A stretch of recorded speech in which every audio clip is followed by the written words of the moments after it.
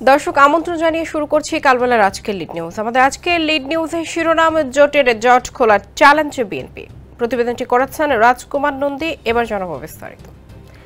ত্রয়োদশ সংসদ নির্বাচন সামনে রেখে এর মধ্যে 237 আসনে দলীয় সম্ভাব্য প্রার্থীর নাম ঘোষণা করেছে বিএনপি। ফাঁকা রাখা হয়েছে 63টি আসন। দলীয় সূত্রে জানা গেছে এর মধ্যে বিএনপির প্রার্থীদের জন্য বেশ কিছু আসন রয়েছে। বাকি 35 থেকে 40টি আসন শরিকদের জন্য রেখেছে দলটি। অবশ্য সেটা মূলত নির্ভর করবে বিএনপির নেতৃত্বাধীন নির্বাচনে জোটের আকার কেমন হয় তার উপর। জীবন অবাক না করলে কে করবে? 28% মিল্ক ফ্যাটের অবাক করার সাথে ফ্রেশ মিল্ক পাউডার। জীবন অবাক করুক প্রতিদিন। হাতে গোনা কয়েকজন বাদে জোট শরিকের অধিকাংশকেই এখন পর্যন্ত মনোনয়ন নিশ্চয়তা দেওয়া হয়নি। সে কারণে জোটের প্রার্থীরা এক ধরনের উদ্বেগ উৎকণ্ঠায় রয়েছেন। বিএনপির প্রার্থিতা ঘোষণার পরিপ্রেক্ষিতে নির্বাচনের মাঠে পূর্ণ উদ্যমে কাজ করতে দ্রুতই মনোনয়ন নিশ্চয়তা চান তারা।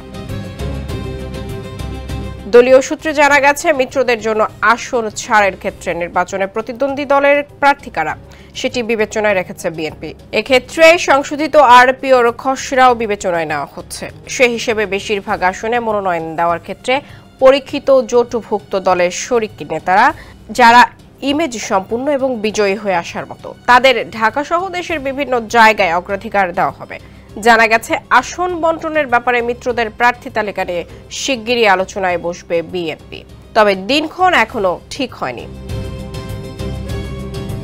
রাজনৈতিক বিশ্লেষকদের অনেকের অভিমত নির্বাচনে বিজয়ী হয়ে আসার মতো বিএনপি জোটের প্রভাবশালী প্রার্থীর সংখ্যা খুব বেশি নয়, তাই এটা নিয়ে বিএনপিকে খুব বেশি চ্যালেঞ্জে পড়তে হবে না। এদিকে জোটগতভাবে বন্টনের পর বাকি আসনে দলের অবশিষ্ট ত্যাগী নেতাদের মনোনয়ন দেওয়া হবে। এর মধ্যে এমন কিছু আসন এখনো ফাঁকা রাখা হয়েছে যেখানে একাধিক যোগ্য প্রার্থীর মধ্যে কাকে মনোনয়ন দিলে জিতে আসা সহজ হবে সেটিও আরও যাচাই করে দেখা হচ্ছে। আবার অনেক আসনে এখন একক প্রার্থী ঘোষণা করা হলে দলের মনোনয়ন প্রত্যাশীদের মধ্যে বিশৃঙ্খল পরিস্থিতি ঘটতে পারে। এমন আশঙ্কা থেকে প্রার্থীর নাম ঘোষণা করা হয়নি বলে দলের নির্ভরযোগ্য সূত্রগুলো বলছে। বিএনপির মহাসচিব মির্জা ফখরুল ইসলাম আলমগীর বলেছেন, আমাদের সঙ্গে যারা যুগপৎ আন্দোলন করেছেন যেসব আসনে তারা আগ্রহী সেসব আসনে আমরা কোনো প্রার্থী দিইনি। আমরা আশা করছি তারা তাদের প্রার্থীদের নাম ঘোষণা করবেন, তখন আমরা চূড়ান্ত করব। ঘোষিত তালিকা প্রসঙ্গে তিনি বলেন, এটা হচ্ছে আমাদের সম্ভাব্য তালিকা, এখানে পরিবর্তন আসতে পারে। বিশেষ করে আমাদের যুগপৎ আন্দোলনে যারা শরিক দল আছে তাদের সঙ্গে আলোচনা করে আমরা কোনো আসনে পরিবর্তন আনতে পারি। বিএনপির এই সিদ্ধান্তের প্রশংসা করেছেন জাহাঙ্গীরনগর বিশ্ববিদ্যালয়ের উপাচার্য অধ্যাপক মোহাম্মদ কামরুল আহসান। তিনি বলেন, আমার যেটা মনে হয়েছে মিত্র যারা ছিল তাদের জন্য স্পেস রাখা হয়েছে। নির্বাচন কেন্দ্রিক সেই অঙ্গীকারটা ছিল সকলে মিলে একটা সরকার তৈরি করার চেষ্টা, তার একটা প্রতিফলন প্রাথমিকভাবে দেখা যাচ্ছে। বড় দল হিসেবে বিএনপির এই ছাড়টা অভিভাবক সুলভ হয়েছে। নির্বাচনের জন্য সবাইকে একত্রিত করতে হলে সবার ইচ্ছার কিছু প্রতিফলন ঘটাতে হয় এবং কিছু ছাড় দিতে হয়, সেটার প্রতিফলন এখানেই আছে। দলীয় প্রার্থিতা চূড়ান্ত করার পাশাপাশি মিত্রদের জন্য আসন বন্টন নিয়েও কিছুদিন ধরে কাজ করছে বিএনপি। এর অংশ হিসেবে বিএনপির চাওয়া অনুযায়ী অধিকাংশ মিত্র এরই মধ্যে জমা দিয়েছে তাদের প্রার্থী তালিকা। এখন পর্যন্ত বিএনপির কাছে 103 জনের প্রার্থী তালিকা জমা দিয়েছে যুগপথের শরিকরা। এর মধ্যে 12 দলীয় জোট 21 জন, জাতীয়তাবাদী সমমনা জোট 9 জন, গণতান্ত্রিক বাম ঐক্য 19 জন, এলডিপি 13 জন, গণফোরাম 16 জন, এনডিএম 10 জন, বাংলাদেশ জাতীয় পার্টি বিজেপি 5 জন, বাংলাদেশ লেবার পার্টি 6 জন এবং বাংলাদেশ পিপলস পার্টি বিপিপি 4 জনের প্রার্থী তালিকা জমা দিয়েছে। তবে তালিকা জমা নেওয়ার পর শরিকদের কারো সঙ্গে এখনো বসেনি বিএনপি।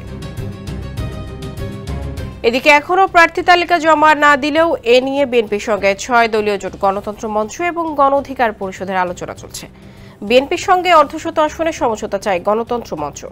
গত 28 অক্টোবর প্রথম দফার বৈঠকে মঞ্চের শীর্ষ 6 নেতার নির্বাচনী আসন অর্থাৎ তারা কে কোন আসন থেকে নির্বাচন করতে চান সে ব্যাপারে জানতে চেয়েছে বিএনপি। গণতন্ত্র মঞ্চের নেতারা জানিয়েছেন, শীর্ষ 6 নেতার আসনের ব্যাপারে সমঝোতা হলে বিএনপির সঙ্গে মঞ্চের বাকি প্রার্থী তালিকা নিয়ে আলোচনা হবে। এছাড়া গণ অধিকার পরিষদও শিগগিরই বিএনপিকে 30 জনের তালিকা দিতে পারে বলে দলীয় সূত্রে জানা গেছে। গণতন্ত্র মঞ্চভুক্ত বিপ্লবী ওয়ার্কার্স পার্টির সাধারণ সম্পাদক সাইফুল হক কালবেলাকে বলেন, গণতন্ত্র মঞ্চের অর্ধশত আসন নিয়ে বিএনপির সঙ্গে তাদের আলোচনা চলছে, তবে বিএনপিকে তারা এখনো কোনো প্রার্থী তালিকা দেয়নি। এক প্রশ্নের জবাবে তিনি বলেন, বিএনপির সঙ্গে আমরা কোনো জোটের চিন্তা করছি না, হলে আসন সমঝোতা হবে।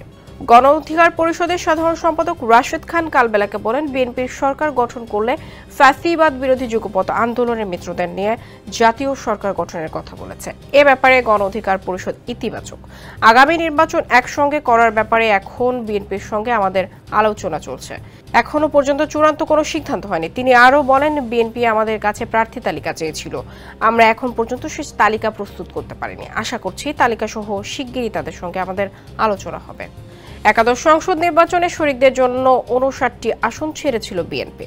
এর মধ্যে জামাত ইসলামীকে 22টি, এনডিপিকে 5টি, জাতীয় পার্টি জাফরকে 2টি, খেলাফত মজলিসকে 2টি, জমিয়তে উলামায়ে ইসলামকে 4টি, গণফোরামকে 7টি, জেএসডিকে 4টি, নাগরিক ঐক্যকে 4টি, কৃষক শ্রমিক জনতা লীগকে 4টি, Kalyan party, labour party, NPP, BJP ও পিপিবিকে 1টি করে আসন ছেড়ে দিয়েছিল বিএনপি।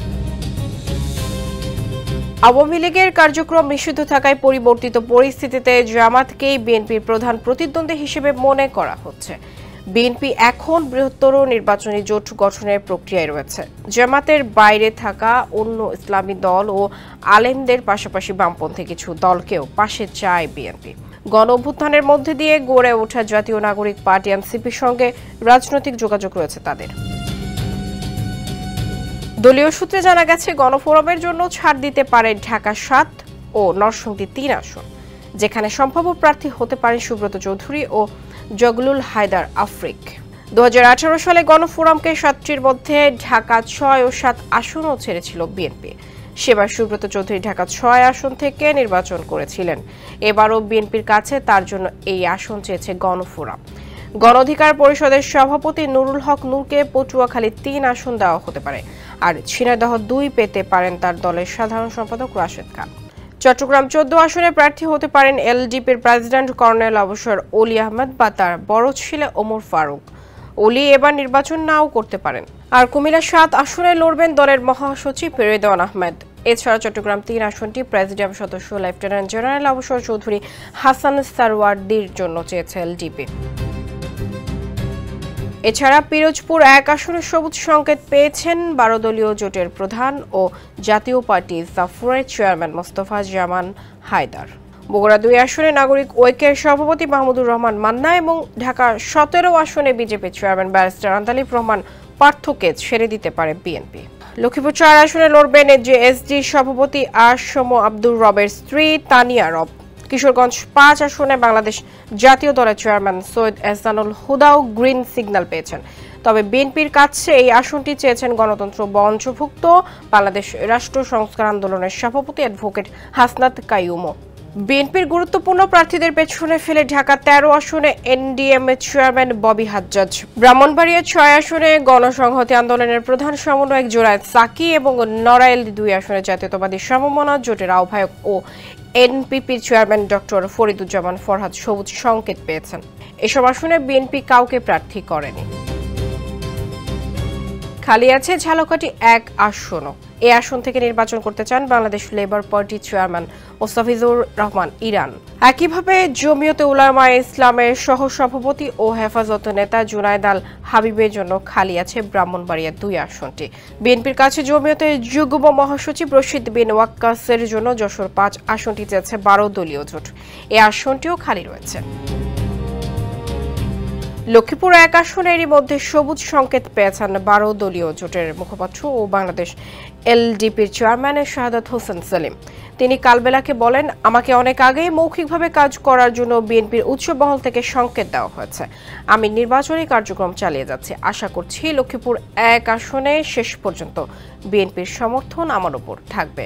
তিনি আরও বলেন, 2018 সালেও বিএনপি জোটের প্রার্থী হিসেবে তিনি এই আসনে প্রতিদ্বন্দ্বিতা করেন। এদিকে গণতন্ত্র মঞ্চ জোট শরিক বিপ্লবী ওয়ার্কার্স পার্টির সাধারণ সম্পাদক সাইফুল হকের জন্য ঢাকা 8 আসন নিয়ে বিএনপির সঙ্গে সমঝোতা চাইলেও প্রধান শরিক বিএনপি এই আসন থেকে এরই মধ্যে স্থায়ী কমিটির সদস্য মির্জা আব্বাসকে প্রার্থী করেছে। এনসিপির সঙ্গেও আসন সমঝোতা নিয়ে বিএনপির সঙ্গে আলোচনা চলছে বলে সংশ্লিষ্ট সূত্রে জানা গেছে। সমঝোতা হলে তাদের ঢাকার 2টি সহ কয়েকটি আসন ছাড়তে পারে বিএনপি।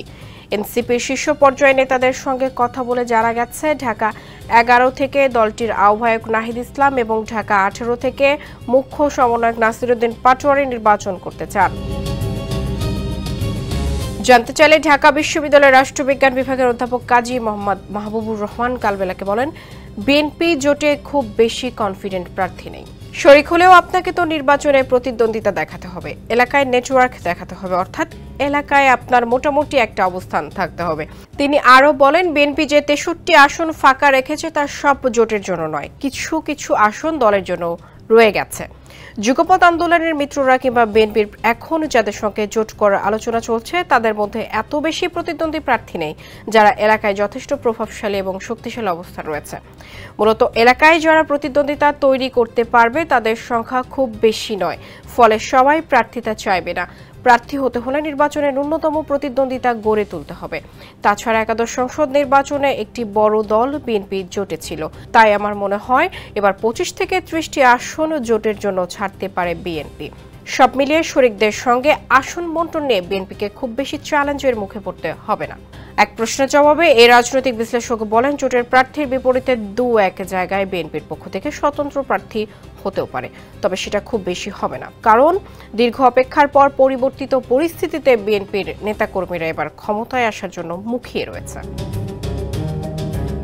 এদিকে নানা কারণে বেশ কিছু আসন খালি রাখা হয়েছে যেখানে দলীয় প্রার্থী করতে পারে বিএনপি।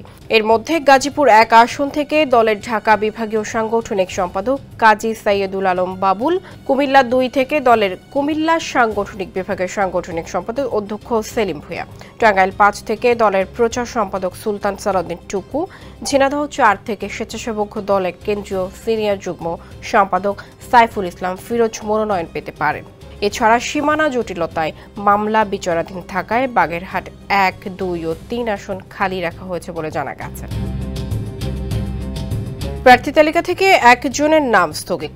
নির্বাচন সামনে রেখে সোমবার 237 আসনের সম্ভাব্য প্রার্থী তালিকা ঘোষণার একদিন পর মঙ্গলবার মাদারীপুর 1 আসনের দলীয় প্রার্থী কামাল জামান মোল্লার প্রার্থিতা স্থগিত করেছে বিএনপি। দলের এক সংবাদ বিজ্ঞপ্তিতে অনিবার্য কারণে ওই আসনে তার প্রার্থিতা স্থগিত রাখার সিদ্ধান্ত নেওয়া হয়েছে বলে জানানো হয়েছে। দর্শক, কালবেলা লিড নিউজ আজ এ পর্যন্ত।